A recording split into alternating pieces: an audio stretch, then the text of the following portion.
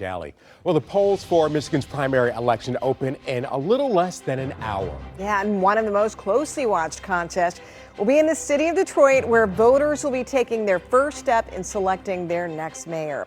Boy, is it a crowded field this year. Voters have to narrow down the number of candidates from 9 to 2. Well, 7 News Detroit reporter Darren Cunningham is live outside a polling place on Detroit's west side, raising the voices of Detroiters and asking what they want to see in the city's next leader. Darren?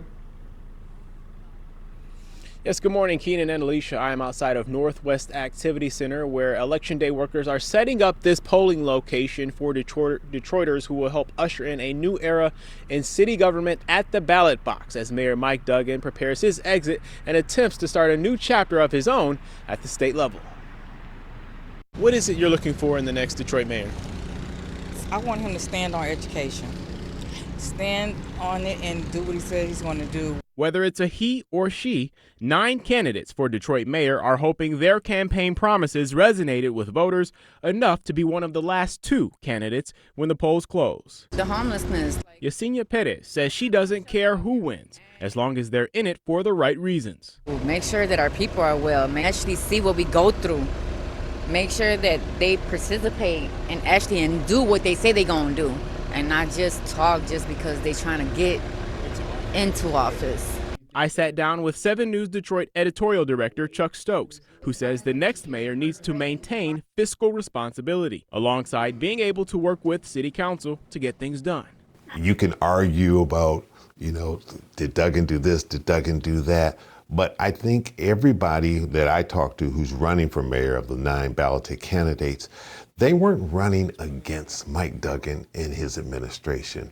They were really running to say, how do we pick up what he's done, take it to the next level, but also focus on some things that they feel maybe have not received the attention to the degree that they want.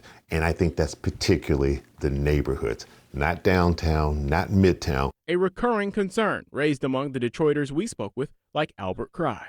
Like where I stay at, a lot of the trees and the houses need a little more care. And we got a lot of elderly people that can't really keep up with maintaining their homes, and they really need the help. Stokes says those legacy Detroiters also have to decide an historic question. For the first time in its long history, will it elect a qualified female as its chief executive officer? For some reason, I don't know why, Detroit has never taken that step. There's been sort of a chauvinistic and some would say an old school thinking among Detroiters that have prevented them in making a female take that next step up. Now, Chuck tells me he doesn't think that gender is going to be a defining issue for the majority of voters. However, he says he thinks it will be a key issue. Live on the west side this morning, Darren Cunningham, 7 News Detroit. And we'll find out how much of an issue in about an hour when the polls open. Darren Cunningham live for us this morning on the city's west side. Thank you, Darren. And of course, 7 News Detroit is your primary source for information on the primary election. Tune in for our coverage starting tonight. And of course, we'll have up-to-the-minute results on air and online at WXYZ.com as soon as the polls close at 8 o'clock.